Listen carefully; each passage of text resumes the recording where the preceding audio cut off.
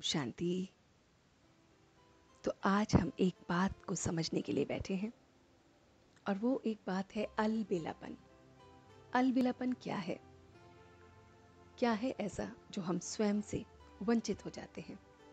क्या है ये अलबेलापन और इससे जुड़ी हुई हमारा अभिमान? तो दोस्तों आइए समझते हैं इस बात को गहराई से कि अलबेलापन क्या है। अलबेलापन जब हम अपने अंदर ये भर लेते हैं कि मुझे पूरा योग लगाना आ गया है। अलबेलापन का अभिमान कि जब हम ये जान लेते हैं कि पूरा ज्ञान तो मैंने सुन लिया है।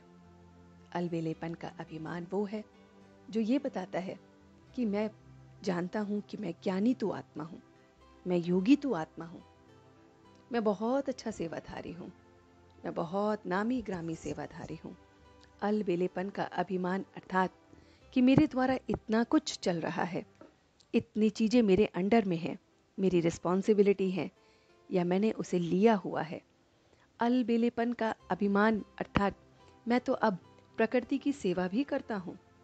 ये सारी बातों पे जब हमारा अटेंशन रहता है तो हम अलबेलेपन के अभिमान के अंदर, उसके पहाड़ के अंदर दबाव को महसूस करते हैं और फिर थोड़े दिनों में ये हमें मजबूर कर देता है और हम मजबूत होने की बजाय कमज़ोर बन जाते हैं।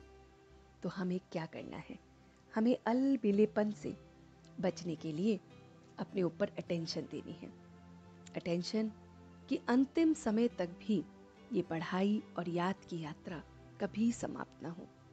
अंतिम समय तक भी वो जो स्टूडेंट लाइफ जो पहले दिन से हमारी शुरू हुई है वो अंत तक रहे। अंतिम समय तक भी हम बेहद की वैराग्य वृत्ति मर आगे बढ़ते चले जाएं। अंतिम समय तक भी हम संपूर्ण और कर्मातीत अवस्था के इस पुरुषार्थ में लगे रहें। अंतिम समय तक हम उस मदद के सागर में हमेशा अपने आप को समाया हुआ महसूस करें, उससे ऊपर ना उठें, उसमें समाया हुआ हमेशा महसूस करें।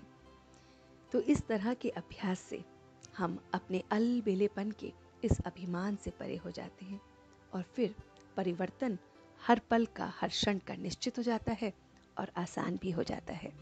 तो इसके लिए हम अभ्यास करेंगे और चेक करते रहेंगे घड़ी घड़ी कि कहीं अलबेलापन या उसका अभिमान तो नहीं आया।